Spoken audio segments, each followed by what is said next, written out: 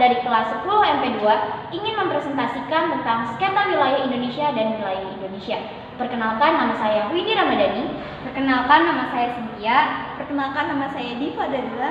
Perkenalkan, nama saya Nabila Askia. Stay tune ya guys. Berdirinya suatu negara ditandai dengan adanya suatu wilayah tertentu untuk sebagai syarat mutlak untuk mendirikan sebuah negara. Dalam hal ini, wilayah negara meliputi daratan, lautan, dan ruang udara sebagai tempat tinggal, tempat hidup, dan sumber kehidupan dari warga negaranya. Indonesia sebagai negaranya juga memiliki wilayahnya sendiri. Berdasarkan informasi dari Badan Informasi Geospasial, luas wilayah Indonesia untuk daratan ialah, dan untuk perairan, bila ditotal, luas wilayah Indonesia adalah. Oleh karena itu, Indonesia menempati peringkat ke-15 sebagai negara terluas sedunia. Tapi, tahukah kalian, sebelum tanggal 13 Desember 1957, luas wilayah Indonesia nggak seperti sekarang loh. Pada tanggal itu, pemerintah Indonesia mengeluarkan yang namanya Deklarasi Juanda. Karena deklarasi ini juga, kita akhirnya punya tambahan wilayah sekitar 2 juta kilometer persegi. Hak warga negara dalam bidang pertahanan dan keamanan. Yang pertama, mengeluarkan pendapat dengan cara yang tidak melanggar hukum. Yang kedua, mendapat perlindungan hukum termasuk hak pembela diri di pengadilan. Yang ketiga, memiliki kedudukan yang sama di mata hukum tanpa dibeda-bedakan. Yang keempat, dibebaskan oleh pemerintah Indonesia jika menjadi tawanan atau sandaran baik di negara sendiri maupun negara lain. Yang kedua, kewajiban warga negara dalam bidang pertahanan dan keamanan. Yang pertama, ikut serta dalam usaha pertahanan dan keamanan negara. Yang kedua, ikut serta dalam upaya bela negara. Yang ketiga, menjaga ketertiban dan keamanan lingkungan sekitar. Yang keempat, menaati aturan serta undang-undang yang berlaku. Yang kelima, menaati norma yang berlaku. Hak dan kewajiban negara. 1. Hak atas kemerdekaan pasal 1. 2.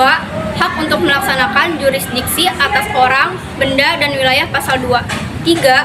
Hak untuk mendapatkan kedudukan hukum yang sama pasal 5. 4. Hak untuk membela diri sendiri atau kolektif pasal 12.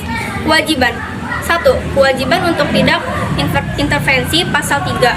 2. Kewajiban untuk tidak memprovokasi pergolakan sipil di negara lain pasal 4. 3. Kewajiban untuk menghormati HAM pasal 6.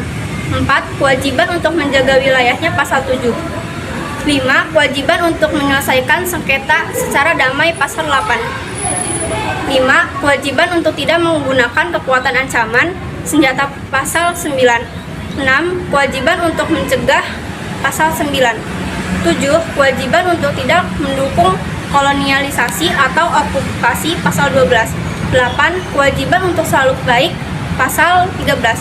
Kewajiban untuk tunduk dalam hukum internasional pasal 14.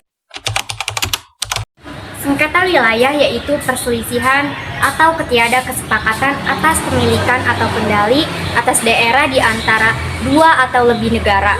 Sengketa batas wilayah seringkali muncul diawali oleh perbedaan pandangan antar negara yang berkaitan dengan garis pembatas teritorial masing-masing negara. Seperti yang kita tahu, negara Indonesia pernah beberapa kali berselisih tentang sengketa wilayah Indonesia dengan negara lain. Contoh yang pertama adalah konflik Blok Ambalat.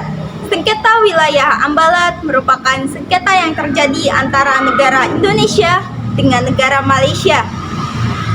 Blok Ambalat sendiri terletak di Laut Sulawesi atau Selat Makassar. Awal mula sengketa ini terjadi sejak tahun 1969 saat kedua negara melakukan penelitian di dasar laut. Tapi sampai sekarang tidak ada kejelasan lebih lanjut tentang kepemilikan Blok Ambalat ini. Yang kedua adalah konflik Natuna. Perairan Natuna menjadi salah satu permasalahan wilayah perbatasan antara Indonesia dengan Cina. Cina mengklaim bahwa wilayah tersebut adalah milik mereka dan meminta Indonesia menghentikan kegiatan pengoboran minyak di sana. Penyelesaian sengketa dapat dilakukan melalui sebuah lembaga pengadilan atau kerap kali dikenal dengan proses litigasi, dan dapat juga melalui sebuah lembaga mediasi atau dikenal juga dengan proses non-litigasi. 1. Memperhatikan perkembangan perekonomian di wilayah perbatasan. Yang kedua, menjalin kerjasama dengan negara lain. Yang ketiga, melakukan pembangunan pos pengawasan lintas batas untuk mengawasi orang maupun barang di wilayah perbatasan. Merupakan hal yang sangat penting untuk menjaga aset yang berada di wilayah terbuka Indonesia. Yang keempat, melakukan perkembangan lingkungan, bisnis serta birokrasi yang mendukung di wilayah perbatasan, sehingga bisa bersaing dengan wilayah-wilayah lain di Indonesia. Sekian dari kami, kurang dan lebihnya mohon maaf. Wassalamualaikum warahmatullahi wabarakatuh. Kamsahamnida.